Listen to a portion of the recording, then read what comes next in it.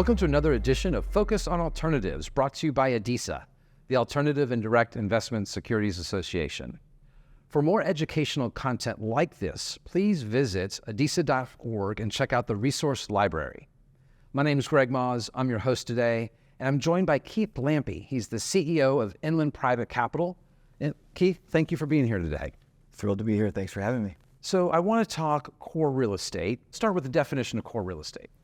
Well, traditionally, core real estate was defined by four sectors, right? You had office, retail, industrial, and multifamily. And since the beginning of time, that was those were the four main food groups of real estate, and everything else was considered niche or alternative. But I get the feeling that things are evolving and changing. What do you think? Absolutely. I mean, the real estate market has evolved a tremendous amount. Having gone through a variety of cycles, a couple of black swan events here over the past decade plus, and we've seen an interesting shift in investor preferences.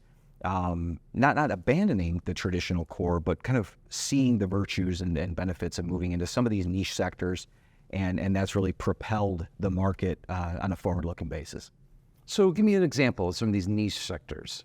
Yeah, niche sectors like student housing, self-storage, healthcare-related assets, which is kind of a numerous category, right? You have senior living, medical office, life sciences. These have all been sectors that we've seen, in some respects, replace some of the more traditional sectors like office, which obviously has a fair amount of turbulence attached to it, particularly coming out of the pandemic with remote work, hybrid work, retail, obviously with the Amazonization effect on that particular sector and some of the oversupply. We've seen waning demand in two fundamentally historic core segments of the market, but there's still a desire to allocate to real estate. There's still strong investor appetite for real estate. So it's forced investors to look elsewhere. And many of these three sectors that I mentioned have seen the benefits of that. Yeah, I really do think that those sectors should be part of core these days. What about data centers? Data centers are another one. I mean, clearly, categorically, those fit the niche mold.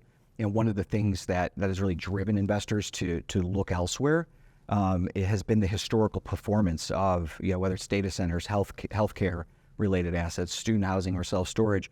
The historical performance has been on full display here coming out of the pandemic. And I think a lot of that, they're all very different from an investability perspective, but they benefit from needs-based demand, demographic-based demand, and that demand driver is what oftentimes offers great risk-adjusted returns in an upmarket, but also downside protection when we're facing economic turbulence. That was proven out throughout the financial crisis of 2008 and 9, and then yet again with the COVID-19 pandemic. So two black swan events, I think, have really raised and increased investor notice to how those assets have performed compared to some of the more traditional sectors. And just like companies evolve, technology evolves, real estate evolves, and investors and advisors need to be engaged in those trends.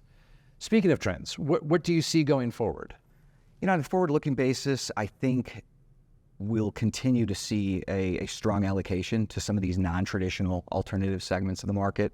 I think we're seeing a fair amount of liquidity, largely propelled by institutional appetite for a lot of these sectors. I think that was always the concern with niche sectors was, hey, I understand the performance trend, but there's not a lot of liquidity. If I buy a student housing asset, will there be a buyer on the other side when I want to sell? And I think those concerns have sort of waned. I agree. So the volumes from a transaction perspective are going to continue to provide liquidity. I think continue to propel some of these niche sectors onto the main stage. And then, again, when you look at these as being kind of unrepresented in a lot of investor portfolios, that will propel demand forward. Certainly some tailwinds that each sector has experienced and has benefited from here in recent years. But I think through a long-term lens, again, just that durability, that demographic-based demand that each benefit from should propel the evolution of the market for years to come. And yeah, I don't know that anybody's ever going to redefine what core real estate is, but I think the market is kind of speaking to to maybe kind of making that statement without without going to Webster and changing what's in the dictionary. And investors are going to chase that return. They're going to chase that alpha and the income that comes with some of these sectors of real estate. So, Keith, thank you for walking us through this evolving kind of definition of core. Absolutely. Thanks for having me. And thank you for watching another episode of Focus on Alternatives. Again, for more content like this, please visit adisa.org. Thank you.